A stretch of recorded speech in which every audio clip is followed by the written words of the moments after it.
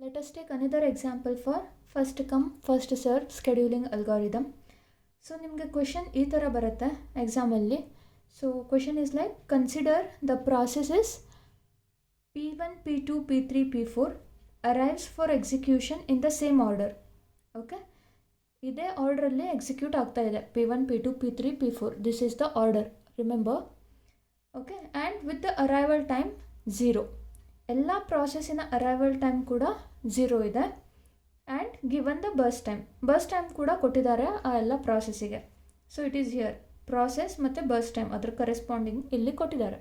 Okay, ನಾವು what is the waiting time, turnaround time, average waiting time and average turn around time for FCFS scheduling algorithm. Okay, so ನಿಮಗೆ ಯಾವತ್ತು whatever the algorithm may be, the first thing what you have to understand is ಕ್ವೆಶನಲ್ಲಿ process ಯಾವ ಆರ್ಡ್ರಲ್ಲಿ ಬಂದಿದೆ ಅಂತ ನೋಡಿ, arrival time ಎಷ್ಟಿದೆ ಅಂತ ನೋಡಿ. ಬೇಸಿಕಲಿ ಅರೈವಲ್ ಟೈಮ್ 0ನೇ ಕೊಟ್ಟಿರ್ತಾರೆ. ಇನ್ ಕೇಸ್ ಅರೈವಲ್ ಟೈಮ್ ಬೇರೆ ಏನಾದರೂ ಇದೆ ಅಂದರೆ ಅವರು ಮೆನ್ಷನ್ ಮಾಡಿರ್ತಾರೆ. ಇಲ್ಲಾದರೆ ಪ್ರತಿಯೊಂದು ಪ್ರಾಸೆಸ್ಸಿಗೆ ಬೇರೆ ಬೇರೆ ಅರೈವಲ್ ಟೈಮ್ಸ್ ಇದ್ದರೆ ಮತ್ತೊಂದು ಕಾಲಮನ್ನು ಆ್ಯಡ್ ಮಾಡಿ ಕೊಟ್ಟಿರ್ತಾರೆ ಇಲ್ಲಿ, ಆಯಿತಾ. ಸೊ ಇವಾಗ this is the basic case. So ಇಲ್ಲಿ ನಿಮಗೆ ಏನೂ ಕಷ್ಟ ಆಗೋದಿಲ್ಲ. Why? Because they have directly said the process will arrive in the order P1, P2, P3, P4 like this, and the burst time for each of the process is given here, that is 21 milliseconds for P1, 3 milliseconds for P2 likewise. burst time ಅಂತ ಹೇಳಿದ್ರೇನು, ಒಂದು ಪ್ರಾಸೆಸ್ಸಿಗೆ ಎಷ್ಟು milliseconds ಬೇಕು entire ಆ process execute ಆಗಲಿಕ್ಕೆ, ಆಯಿತಾ. That is your burst time. So first thing ಏನು ಮಾಡಬೇಕು ಇಲ್ಲಿ, we have to draw the Gantt chart ಅಲ್ವಾ. I draw here. First is your Gantt chart. Okay, so Gantt chart ಇದನ್ನು ಹೇಗೆ ರಿಪ್ರೆಸೆಂಟ್ ಮಾಡೋದು? So we know that, right. First ಈ ಥರ ಹಾಕ್ಕೊಳ್ತೇನೆ, ಆಯಿತಾ. ಸೊ ನಮ್ಮ ಪ್ರಾಸೆಸ್ ನಾವು ಇವಾಗ first come first serve FCFS ಅಲ್ಗಾರಿದಮನ್ನು ಮಾಡ್ತಿರೋದ್ರಿಂದ ಪ್ರಾಸೆಸ್ ಆರ್ಡರ್ ಯಾವುದು, P1 like this arrow mark ಅನ್ನು ಹಾಕಿದ್ದೀನಿ ನಾನು, ಆಯಿತಾ. ಯಾವುದು ಫಸ್ಟ್ ಪ್ರಾಸೆಸ್ ನಮ್ಮದು, P1. So I just mention here P1 ಅಂತ ಬರಿತೇನೆ. ಸೊ P1ನ ಅರೈವಲ್ ಟೈಮ್ ಎಷ್ಟು, ಇದು ಫಸ್ಟ್ ಪ್ರಾಸೆಸ್ ಆಗಿರೋದ್ರಿಂದ ಅರೈವಲ್ ಟೈಮ್ ಇಂಪಾರ್ಟೆಂಟ್ ಆಗಿರುತ್ತೆ. ಇಲ್ಲಿ ಅರೈವಲ್ ಟೈಮನ್ನು ಕೊಟ್ಟಿದ್ದಾರೆ ವಿಚ್ ಈಸ್ 0. ಸೊ ನಾನಿವಾಗ P1 ಅರೈವಲ್ ಟೈಮ್ ಈಸ್ 0 ಹೀಗೆ ಬರಿತೇನೆ. ಮತ್ತು P1ಗೆ ಎಷ್ಟು ಮಿಲಿಸೆಕೆಂಡ್ಸ್ ಬೇಕು ಎಕ್ಸಿಕ್ಯೂಟ್ ಆಗಲಿಕ್ಕೆ, ದಟ್ ಈಸ್ 21 milliseconds. ಸೊ ಈ ಗ್ಯಾಂಟ್ ಚಾರ್ಟನ್ನು ಹೇಗೆ ರಿಪ್ರೆಸೆಂಟ್ ಮಾಡಬೇಕು ಅಂದರೆ, ನೀವು 4 ಪ್ರಾಸೆಸ್ ಇದೆ ಅಂದರೆ 4 ಈಕ್ವಲ್ ಸೈಜಸ್ ರೆಕ್ಟ್ಯಾಂಗಲನ್ನು ಹಾಕಬೇಡಿ. ಆ ಥರ ಹಾಕಿದರೆ ಏನು ಅಸಂಪ್ಷನ್ ಬರುತ್ತೆ ಅಂತ ಹೇಳಿದ್ರೆ, ಎಲ್ಲ ಪ್ರಾಸೆಸ್ಸಿನ ಬರ್ಸ್ಟ್ ಟೈಮ್ ಸೇಮ್ ಇದೆ ಅಂತ ಒಂದು ಅಸಂಪ್ಷನ್ ಕೊಡುತ್ತೆ ಅದು. ಆದ್ದರಿಂದ ಸೊ ನಿಮಗೆ ಬರ್ಸ್ಟ್ ಟೈಮ್ ಹೇಗೆ ಜಾಸ್ತಿ ಕಡಿಮೆ ಕೊಟ್ಟಿದ್ದಾರಲ್ವ ಅದೇ ಥರ ಸ್ವಲ್ಪ ರಿಪ್ರೆಸೆಂಟ್ ಮಾಡಿ, ಆಯಿತಾ. ಸೊ ಇಲ್ಲಿ ಪ್ರಾಸೆಸ್ 1ಗೆ ಎಷ್ಟು ಬರ್ಸ್ಟ್ ಟೈಮ್, 21 milliseconds ಅಲ್ವಾ. So something like this. Okay, so your process 1 needs 21 milliseconds to get executed. So 0 ಟೈಮ್ಗೆ ಅರೈವಲ್ ಆಗಿದೆ, 21 millisecondsಗೆ ಎಕ್ಸಿಟ್ ಅಥವಾ ಟರ್ಮಿನೇಟ್ ಆಗಿದೆ ಈ ಪ್ರಾಸೆಸ್ 1. ಸೊ ಇದ್ರ ಕೆಲಸ ಮುಗೀತು. ನೆಕ್ಸ್ಟ್ ಪ್ರಾಸೆಸ್ ಯಾವುದು, ಯಾವುದಕ್ಕೆ CPU ಹೋಗಬೇಕು, ದಟ್ ಈಸ್ ಯೋರ್ P2 ಅಲ್ವಾ. So I mention P2 here. P2ಗೆ ಎಷ್ಟು ಮಿಲಿಸೆಕೆಂಡ್ ಬೇಕು ಕಂಪ್ಲೀಟ್ ಆಗಲಿಕ್ಕೆ, 3 milliseconds ಬೇಕು. ಈ 3 milliseconds ಅಥವಾ P2ಗೆ CPU ಎಷ್ಟನೇ ಟೈಮಿಗೆ ಅಥವಾ ಎಷ್ಟನೇ ಮಿಲಿಸೆಕೆಂಡಿಗೆ ಸಿಕ್ಕಿದೆ, 21 millisecondsಗೆ your P2 has got the CPU and it will execute only for 3 milliseconds ಅಲ್ವಾ. So 21 plus 3 how much, it is 24, right. So your P2 would terminate at 24 milliseconds. This is done. 24 ಹೇಗೆ ಬಂತು ಅಂತ ಅರ್ಥ ಆಯ್ತಲ್ವಾ. ಯಾವಾಗ CPU ಸಿಕ್ಕಿದೆ ಅಲ್ಲಿಂದ ಎಷ್ಟನೇ ಟೈಮಿಗೆ ಅದು ಎಕ್ಸಿಟ್ ಆಗಬೇಕು, this waiting time this arrival time plus your burst time is your the amount which your process needs to get executed, ಆಯಿತಾ. ನೆಕ್ಸ್ಟ್ ಪ್ರಾಸೆಸ್ ಯಾವುದು, P3ಗೆ ಎಷ್ಟು milliseconds ಬೇಕು, 6 milliseconds ಬೇಕು ಎಕ್ಸಿಕ್ಯೂಷನ್ ಮಾಡಲಿಕ್ಕೆ. ಬಟ್ ಅದಕ್ಕೆ ಯಾವಾಗ CPU ಸಿಕ್ಕಿದೆ, ಎಷ್ಟನೇ ಮಿಲಿಸೆಕೆಂಡಿಗೆ, 24 millisecondsಗೆ ಸಿಕ್ಕಿದೆ. So 24 plus 6 which is 30, right.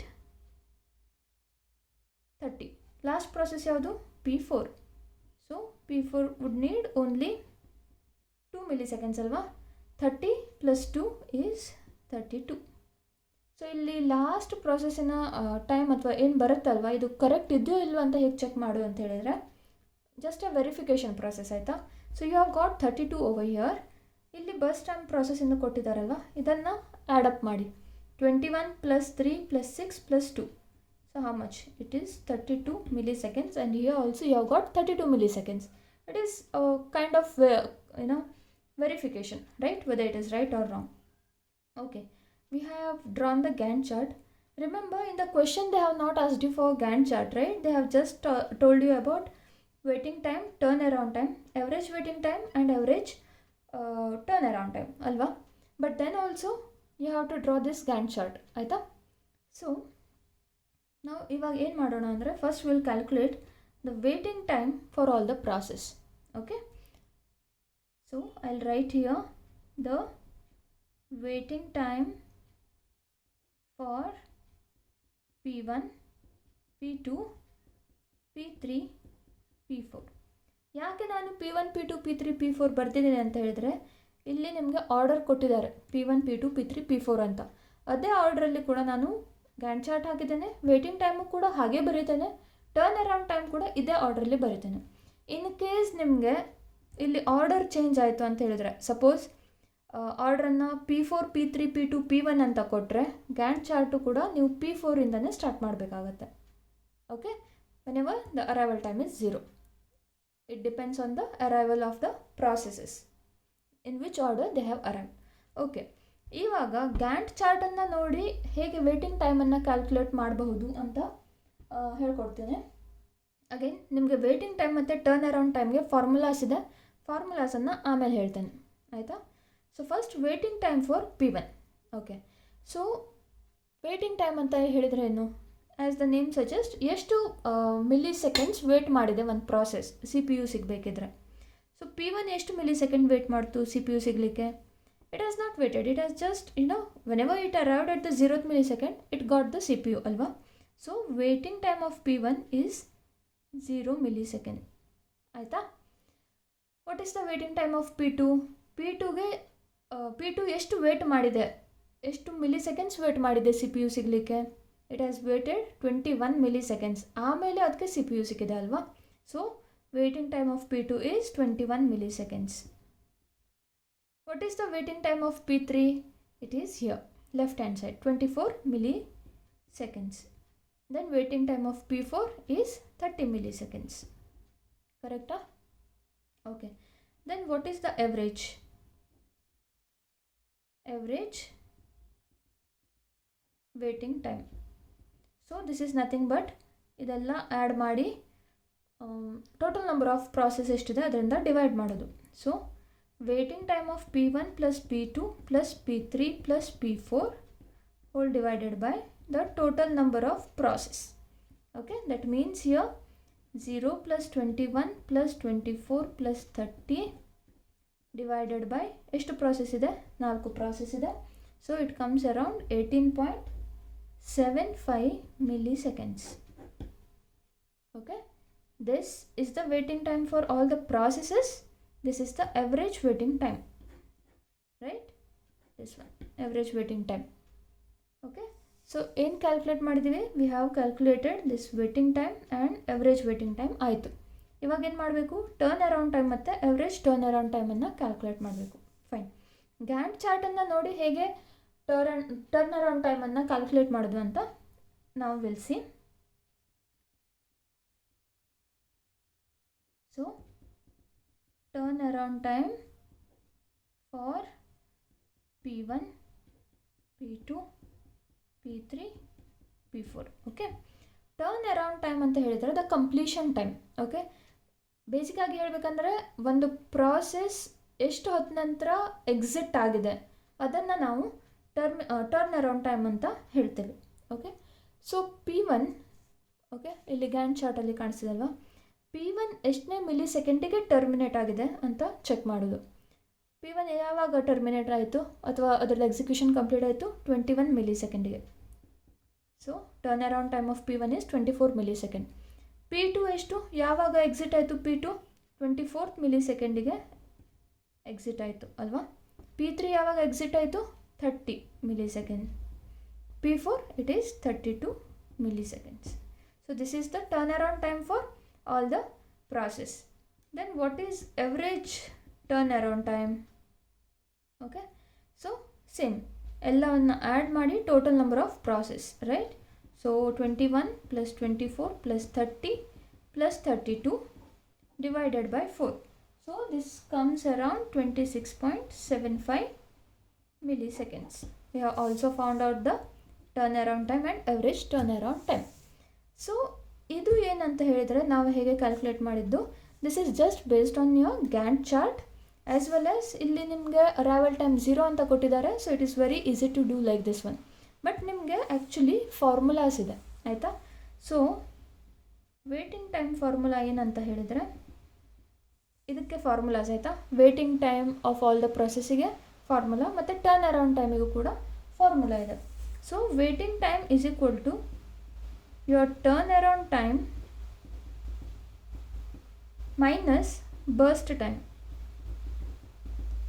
Burst time is this one. Okay, then you have a turnaround time calculate ಮಾಡಬೇಕಲ್ಲ. Turnaround time is equal to exit ಅಥವಾ completion time minus arrival time. So ನೀವು formulas ಹಾಕಿ ಯಾವಾಗ calculate ಮಾಡ್ತಿರಲ್ವಾ, so ನೀವು first turnaround ಟೈಮನ್ನು calculate ಮಾಡ್ಕೊಳ್ಬೇಕಾಗತ್ತೆ, ಆಮೇಲೆ ವೇಟಿಂಗ್ ಟೈಮನ್ನು ಕ್ಯಾಲ್ಕುಲೇಟ್ ಮಾಡಬೇಕಾಗತ್ತೆ. ಯಾಕಂದರೆ ವೇಟಿಂಗ್ ಟೈಮಿಗೆ ನಿಮಗೆ ಟರ್ನ್ ಅರೌಂಡ್ ಟೈಮ್ ಬೇಕು. ಸೊ ಇವಾಗ ಫಾರ್ಮುಲಾ ಹಾಕಿ ನೋಡೋಣ ನಾವು ಮಾಡಿದ್ದು ಕರೆಕ್ಟ್ ಇದೆಯಾ ಇಲ್ವಾ ಅಂತ. So turnaround time formula ಏನು? It is completion time minus arrival time. Okay, ಇಲ್ಲಿ ಗ್ಯಾಂಟ್ ಚಾರ್ಟ್ ಇದೆ ಅಲ್ವಾ, ಇವಾಗ ನೋಡೋಣ ವರ್ಕ್ ಆಗುತ್ತೋ ಅಥವಾ ನಾವು ಮಾಡೋದಕ್ಕೆ ಸರಿ ಇದೆಯೋ ಇಲ್ಲ ಅಂತ. So turnaround time of process P1 ಎಷ್ಟು ಅಂತ ನೋಡೋಣ. ಸೊ ಫಸ್ಟ್ ಕಂಪ್ಲೀಷನ್ ಟೈಮ್ ಎಷ್ಟು P1 ಇಂದು? It is 21 millisecond. Minus arrival time ಎಷ್ಟು P1 ಇಂದು? ಆ್ಯಸ್ ಬಿಕಾಸ್ ವಿ ಹ್ಯಾವ್ 0, ಎಲ್ಲ ಪ್ರೊಸೆಸ್ ಅರೈವಲ್ ಟೈಮ್ ಕೂಡ 0 ಅಂತ ಹೇಳಿದ್ದಾರೆ. So it is 21 minus 0, that is 21 milliseconds for P1. Next process P2ದು ಟರ್ನ್ ಅರೌಂಡ್ ಟೈಮ್ ಏನು ಮಾಡಬೇಕು? Completion time minus arrival time. P2ದು ಕಂಪ್ಲೀಷನ್ ಟೈಮ್ ಎಷ್ಟು? 24. ಇದರ ಅರೈವಲ್ ಟೈಮ್ ಎಷ್ಟು? 0. So 24 minus 0 is 24 milliseconds, right? Then P3, what is the completion time? It is 30. 30 minus arrival time is 0. 30 minus 0 is 30 here. P4 completion time is 32 minus arrival time is 0. That means you have 32 millisecond, right? Average turnaround time, it does not differ. It is the same formula, right? Correct ಇದೆಯಾ? Without ನಿಮ್ಮದು formula ನಾವು ಮುಂಚೆನೂ calculate ಮಾಡಿದ್ದೇವಲ್ವಾ Gantt chart ನೋಡಿ. So it is the same. ಇವಾಗ will calculate the waiting time. Okay, so waiting ಟೈಮನ್ನು ಹೇಗೆ calculate ಮಾಡೋದು ಅಂತ ನೋಡೋಣ. So turnaround time minus burst time, right? Turnaround time already ಸಿಕ್ಕಿದೆ ನಿಮಗೆ. ಇವಾಗ ವೇಟಿಂಗ್ ಟೈಮನ್ನು ನೋಡೋಣ. Turnaround time for process P1 is 21 millisecond ಅಲ್ವಾ. So 21 millisecond minus burst time of P1. What is the burst time of P1? It is 21. So minus madri. P1 into turnaround time minus burst time. So 21 minus 21 here, which comes to 0. Correct idea? Right? Then P2 though turnaround time is 24 minus the burst time is this one, right? 24 minus 3. How much? It is 21 millisecond. Waiting time for P2 is 21 millisecond, right? Correct idala. Next is P3. So turnaround time is 30 milliseconds minus your burst time is 6. 30 minus 6, which is 24. You have got 24 here. Then P4 turnaround time is 32 minus your burst time is 2. 32 minus 2 is 30 milliseconds, which is the waiting time for P4. So average waiting time same ಇರುತ್ತೆ formula. So ನೀವು formula ಹಾಕಿದ್ರೂ same ಬಂತು, ಹಾಕದೇನು ಡೈರೆಕ್ಟಾಗಿ ಮಾಡಿದವಾಗ ಕೂಡ same ಬಂತು. So ನೀವು formulas okay, ನಾವಿದು ಮುಂಚೆ formula ಹಾಕದೆ ಕ್ಯಾಲ್ಕುಲೇಟ್ ಮಾಡಿದ್ದೀವಲ್ವಾ. ಸೊ ಇದು ಯಾವಾಗ ಕರೆಕ್ಟಾಗಿ ವರ್ಕ್ ಆಗುತ್ತೆ ಅಂದರೆ only when your arrival time is 0 for all the process. ಇವಾಗ ಅರೈವಲ್ ಟೈಮ್ ಪ್ರಾಸೆಸ್ಸಿಗೆ ಬೇರೆ ಬೇರೆ ಇದ್ದಾವಾಗ ನಾವು ಡೈರೆಕ್ಟಾಗಿ ಗ್ಯಾಂಟ್ ಚಾರ್ಟ್ ಹಾಕಿ ಅಥವಾ ಗ್ಯಾಂಟ್ ಚಾರ್ಟನ್ನು ನೋಡಿ ಕ್ಯಾಲ್ಕುಲೇಟ್ ಮಾಡಲಿಕ್ಕೆ ಆಗೋದಿಲ್ಲ. ಆ ಟೈಮಲ್ಲಿ ನಮಗೆ ಫಾರ್ಮುಲಾಸ್ ಬೇಕಾಗುತ್ತೆ. ಇದನ್ನು ನೆನ್ಪಿಟ್ಕೊಳ್ಳಿ. ಸೊ ಯಾವುದೇ ಒಂದು ಅಲ್ಗಾರಿದಮ್ ಕೊಟ್ಟರೆ, are basically I will talk about FCFS. ಇದು ಅಲ್ಗಾರಿದಮ್ ಕೊಟ್ಟರೆ ಪ್ರಾಸೆಸ್ ಯಾವ ಆರ್ಡ್ರಲ್ಲಿ ಬಂದಿದೆ ಅಂತ ನೋಡ್ಕೊಳ್ಳಿ, ಅರೈವಲ್ ಟೈಮ್ ಎಷ್ಟಿದೆ ಅಂತ ನೋಡ್ಕೊಳ್ಳಿ, ಆಮೇಲೆ ಫಾರ್ಮುಲಾಸನ್ನು ನೆನಪಲ್ಲಿ ಇಟ್ಕೊಳ್ಳಿ. First you have to draw the Gantt chart, ಆಮೇಲೆ turnaround time, average turnaround time, waiting time and average waiting ಟೈಮನ್ನು ಕ್ಯಾಲ್ಕುಲೇಟ್ ಮಾಡಬೇಕು. ಆಯಿತಾ? Again this milliseconds, you guys don't have the habit of writing the units, right? So which is very important. ನೀವು ಡೈರೆಕ್ಟಾಗಿ 26.75 ಅಂತ ಬರೆದ್ರೆ ಏನು 26.75 ಅಲ್ವಾ? ಸೊ unit is very important here. Okay, so this is one example here. Okay, ಕ್ಯಾನ್ವಾಸಲ್ಲಿ homework ಕೊಡ್ತೇನೆ, you guys can check it out there. Okay.